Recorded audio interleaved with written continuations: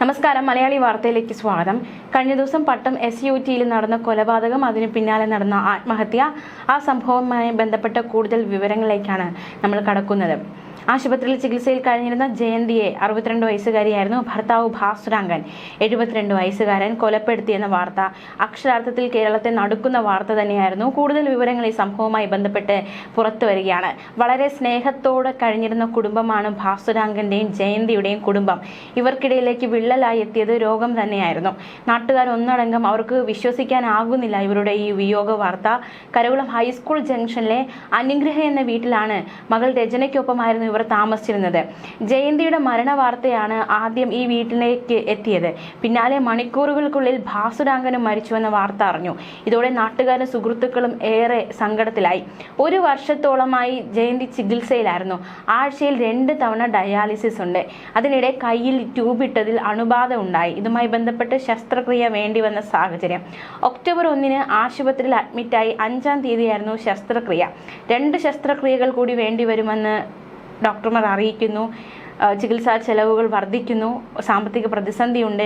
എന്ത് ചെയ്യണമെന്ന് അറിയാതെ നടുങ്ങി നിൽക്കുന്ന സാഹചര്യമായിരുന്നു ഇവർ പൊയ്ക്കൊണ്ടിരുന്നതെന്നാണ് നാട്ടുകാരടക്കമുള്ളവർ പറയുന്നത്. ആശാരി പണികൾ ചെയ്തിരുന്ന ഭാസുരാങ്കൻ ഇപ്പോൾ ജോലികൾക്കൊന്നും പോകുന്നില്ല.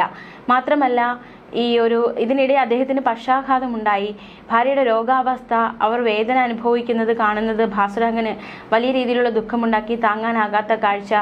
അപ്പോൾ ഇതെല്ലാം ഭാസുരാങ്കനെ, ഭാര്യയുടെ രോഗാവസ്ഥ വളരെ വലിയ രീതിയിൽ അലട്ടിയിരുന്നു എന്നാണ് ഉറ്റവരടക്കമുള്ളവർ പറയുന്നത്. ചികിത്സയുമായി ബന്ധപ്പെട്ട സാമ്പത്തിക പ്രയാസം കൂടി ഏറിയത് കൊണ്ടായിരിക്കാം ഭാസുരാങ്കനെ ഈ കടും കൈക്ക് പ്രേരിപ്പിച്ചതെന്നാണ് ഉറ്റവരൊക്കെ പറയുന്നത്. മാത്രമല്ല, ജയന്തിക്ക് എന്തെങ്കിലും സംഭവിച്ചാൽ താൻ ജീവിച്ചിരിക്കില്ല എന്ന് ഭാസുരാങ്കൻ എപ്പോഴും പറയാറുണ്ട് എന്നാണ് ബന്ധുക്കൾ അടക്കമുള്ളവർ പറയുന്നത്.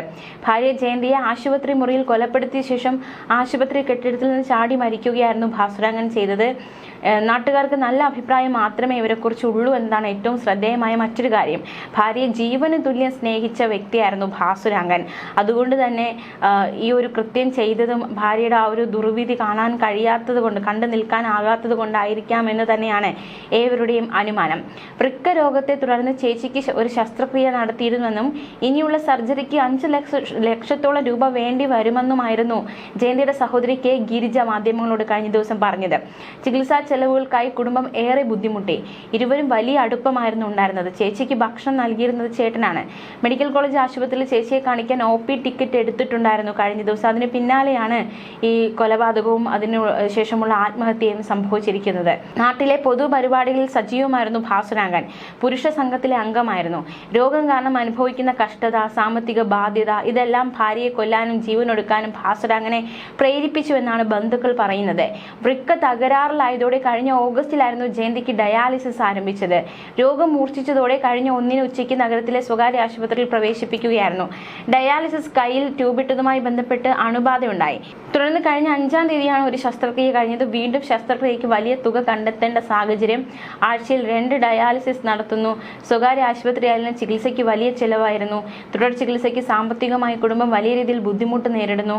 അങ്ങനെ വല്ലാത്തൊരു അവസ്ഥയിലൂടെ കടന്നുപോയിക്കുകയായിരുന്നു ഈ ഒരു കുടുംബം. മുൻപ് മരപ്പണി കരാർ എടുത്ത് ചെയ്തിരുന്നുവെങ്കിലും പ്രായത്തിന്റെ അവശത കാരണം കുറച്ചു കാലമായി ജോലിക്ക് പോകുന്നുണ്ടായിരുന്നില്ല. ഇതിനിടെ പക്ഷാഘാതം കാരണം ശരീരത്തിന് ഒരു ഭാഗം തളരുകയും രോഗം ഭേദപ്പെട്ടെങ്കിൽ നടക്കാൻ ബുദ്ധിമുട്ടുണ്ടാവുകയും ചെയ്തു. അങ്ങനെ വല്ലാത്തൊരു അവസ്ഥയിലൂടെ കടന്നുപോയിക്കൊണ്ടിരിക്കുകയായിരുന്നു. അതിനിടയിലാണ് കൊലപാതകവും ആത്മഹത്യയും സംഭവിച്ചിരിക്കുന്നത്.